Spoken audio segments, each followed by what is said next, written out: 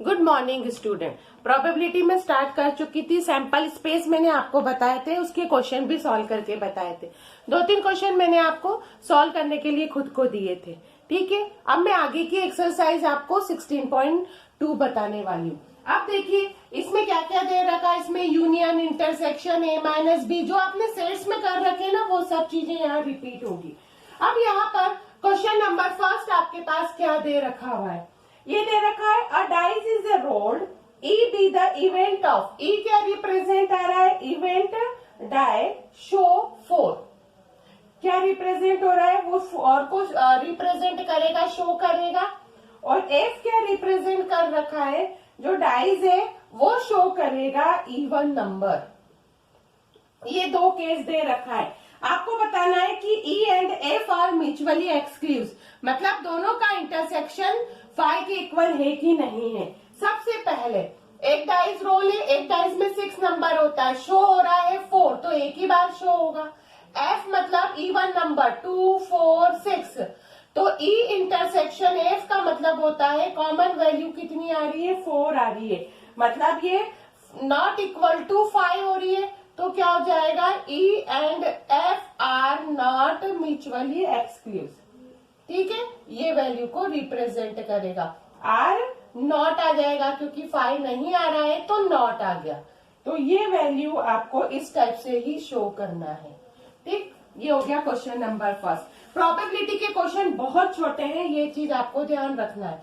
Second question है a dice is a throw, एक dice को फेंकना है, क्या क्या आपको निकालना है। सबसे पहला देखो इसके अंदर ए इक्वल टू दे रखा है नंबर लेस देन 7। ठीक, उसके बाद बी इक्वल टू दे रखा है नंबर ग्रेटर देन 7 दे रखा हुआ है। सी इक्वल टू दे रखा है अब मल्टीपल, क्या दे रखा है, मल्टीपल ऑफ 3। और डी दे रखा हुआ है a number less than 4। E equal to दे रखा है an even number greater than, किसके ग्रेटर देन हो रहा है, ग्रेटर देन 4 के। और एफ इक्वल टू है a number not less than नहीं बोल रखा है, नॉट लेस देन बोल रखा है, 3 के पार्ट को रिप्रेजेंट कर रखा है। ठीक है, आपको क्या क्या निकालना है। तो सबसे पहले तो आप ए देखो, ए की वैल्यू कितनी बोल रखी है, अ नंबर लेस देन 7, मतलब 1, 2, 3, 4, 5, 6 आ गया। ठीक है, बी इक्वल टू बोल रखा है ग्रेटर देन का मतलब 5 हो गया, या इस टाइप से लिख दो, नल सेट, बात तो इक्वल ही है। और उसके बाद मल्टीपल 3 है तो 3 और 6 आ गया। डी इक्वल टू बोल रखा है लेस देन का मतलब होगा 1, 2, 3। ई इक्वल टू दे रखा है इवन नंबर। अब इवन नंबर क्या होना चाहिए, ग्रेटर देन होना चाहिए 4। अभी इवन नंबर ग्रेटर देन 4 है तो 6 आ गया है। एफ इक्वल टू आ गई है यहाँ पे वैल्यू, ये हो रहा है अ नंबर, क्या हो रहा है, not less than 3। Not less than 3 का मतलब क्या होगा, 3 से छोटे नहीं होना चाहिए। तो 3 भी हो सकता है, 4 भी हो सकता है, 5 भी हो सकता है और 6 भी हो सकता है। ठीक है, अब आपको सबसे पहले इसमें क्या क्या निकालना है। पहला केस बोल रखा है, अच्छे से देखना। फर्स्ट केस है A union B. A union B का मतलब सब चीजें आना है, तो इन दोनों में यूनियन निकालो। यूनियन यानी कंबाइंड 1, 2, 3, 4, 5, 6 पूरे नंबर आ रहा है ना, ये वैल्यू आएगा ए यूनियन बी के पार्ट को रिप्रेजेंट करेगा। अगला फॉर्म आपके पास दे रखा है ए इंटरसेक्शन बी। ठीक, ए इंटरसेक्शन बी में दोनों में कॉमन वैल्यू कौन सी है, दोनों में आपके पास कॉमन वैल्यू तो 5 ही है, क्योंकि ये नंबर और ये नंबर में कॉमन वैल्यू कितनी आ गई, 5 आ गई है। फिर दे रखा है B union C. B union C में भी नंबर कितना आएगा, 3 और 6 आ जाएगा। ठीक, ये तो कॉमन चीजें नहीं होती है, कंबाइंड होती है यूनियन के फॉर्म में। फिर E intersection F. E intersection F में देखो कॉमन वैल्यू कितनी है, 6 दे रखी हुई है। उसके बाद दे रखा है डी इंटरसेक्शन ई। देख लो, डी और ई में कॉमन वैल्यू कुछ नहीं आ रही है तो ये आ गया, 5 आ गया। आगे वाला फॉर्म आपके पास रिप्रेजेंट कर रखा है की वैल्यू कुछ भी नहीं आ रही है, इंटरसेक्शन के पार्ट को रिप्रेजेंट कर रखी है।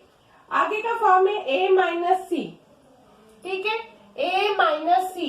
a और c में से कौन सी वैल्यू कट रही है, 3 और 6 कट रहा है, तो वैल्यू आ जाएगी 1 2 4 5, ठीक है। अब उसके बाद यहाँ पर आपके पास अगली वैल्यू क्या दे रखी है, कौन कौन सी आ रही है, a माइनस सी, तो 3 और 6 तो कॉमन है, तो a में रिमेनिंग कितना बच रहा है, 1 2 4 और 5 बच रहा है। उसके बाद आपके पास वैल्यू कितनी बच रही है, d माइनस ई, ठीक है। d माइनस ई का मतलब क्या होता है, d और e में से कुछ कॉमन वैल्यू आ रही है क्या, d और e में कॉमन वैल्यू तो कुछ भी कैंसिल नहीं हो रहा है, तो d के ही आप सारे एलिमेंट लिख देंगे, तो d माइनस ई का पार्ट रिप्रेजेंट हो रहा है। फिर आपके पास इसमें वैल्यू कितनी आ रही है, f डैश। f डैश का मतलब होता है नॉट, 3 4 5 6 है, तो एक डाइस में 6 नंबर होते हैं, तो इसमें रिमेनिंग नंबर कितने होंगे, 1 2 बचेंगे, ये सारे कट जाएंगे। इसी के फॉर्म में आगे की वैल्यू आपके पास दे रखी है, e intersection f dash. e और f में देखो, e में तो 6 है और इसमें कुछ भी नहीं है, तो आंसर कितना आ गया, 5 आ गया। तो सिर्फ यही तो क्वेश्चन इसमें शो हो रहा है। अब देखा जाए तो ये क्वेश्चन कोई बड़े नहीं है, इंटरसेक्शन यूनियन हम इजीली पढ़ चुके हैं ना, तो हमें इनको सॉल्व करने में कोई प्रॉब्लम क्रिएट नहीं होगी, ठीक है। ये इसका क्वेश्चन नंबर आपके पास क्या हो गया है, फर्स्ट सॉल्व हो गया है। अब और फर्स्ट तो सिंपल ही था, सेकेंड वाला भी सॉल्व हो गया है। थर्ड वाला क्वेश्चन आप अच्छे से देख लीजिए कि थर्ड वाला क्वेश्चन इसके अंदर वैल्यू के फॉर्म में क्या क्या दे रखा है। क्वेश्चन नंबर थर्ड में दे रखा हुआ है, एक एक्सपेरिमेंट में इन्वॉल्व किया है, rolling a pair of dice and recording the numbers that the come ups. कौन से नंबर को रिकॉर्ड करना है, ठीक है। अब इस फॉर्म में आपके पास क्या क्या दे रखा हुआ है, सबसे पहली कंडीशन देखो, थर्ड का फर्स्ट पार्ट देखो, a इक्वल टू है the some is greater than, कितना बोल रखा है, उसने बोल रखा है ग्रेटर देन 8, ठीक। और b इक्वल टू दे रखा है 2 ऑकर्स ऑन आइदर डाइस, ठीक। c इक्वल टू दे रखा है the some is at least 7 and a multiple of 3, multiple of 3, ठीक है। सबसे पहले इनके नंबर निकाल दो, the some is greater than 8, pair of dice है ना, तो 8 से बड़े नंबर कौन से आ सकते हैं, 9 10 11 12, ठीक है, ये नंबर आ सकते हैं। तो सबसे पहले देखो 6 और 3 कितना होता है, 9, 6 4 10 होता है, 6 5 11 होता है, 6 6 कितना होगा, 6 6 आपके पास रिप्रेजेंट होगा 12 के फॉर्म में। अब 5 से निकालो, तो 5 4 5 5 5 6 हो गया इसके अंदर। फिर आप किससे जाओगे, 4 से जाओ, ये आ गया है 4 5 4 6, ठीक है। फिर गया है 3 6, फिर उसके बाद तो कोई वैल्यू नहीं आएगी क्योंकि ग्रेटर देन बोल रखा है। बी की वैल्यू है 2 ऑकर्स इन आइदर डाइस, आपके पास 2 वैल्यू यहाँ पर रिप्रेजेंट होना चाहिए, ये चीज आपको अच्छे से ध्यान रखना है। तो 2 1 से लेकर आपकी जो वैल्यू निकलेगी 2 6 तक, फिर 1 2, फिर कितना आएगा 3 2, क्योंकि 2 2 यहाँ रिपीट हो जाएगा, 3 2 आ जाएगा, फिर 4 2 5 2 और 6 2 के पार्ट को यहाँ पर रिप्रेजेंट करेंगे। ये बी की वैल्यू यहाँ पर आपके पास दे रखी है, ये चीज आपको ध्यान रखना है, ठीक है। अब आपके पास सी का फॉर्म यहाँ पर दे रखा है, the some is at least 7 and multiple of 3, ठीक है। इसका मतलब है कि ये वैल्यू आ गई है, एक तो 3 6 4 5 5 4 6 3, मल्टीपल भी होना चाहिए और 6 6, ये चीज ध्यान रखना है। और सम कितना होना चाहिए, एटलीस्ट 7 होना चाहिए। अब इसमें निकालना क्या है, म्यूचुअली एक्सक्लूज मतलब इंटरसेक्शन का पार्ट, तो a intersection b equal to 5 है, d इंटरसेक्शन c भी 5 है क्योंकि कोई भी चीज कॉमन नहीं निकल रही है, a इंटरसेक्शन c। अब a और c में तो निकल रहा है वैल्यू, कितना निकल रहा है, 3 6 4 5 5 4 भी निकल रहा है, उसके बाद 6 3 भी निकल रहा है और 6 6 भी निकल रहा है। मतलब ये नॉट इक्वल टू 5 है तो ये म्यूचुअली एक्सक्लूज नहीं है।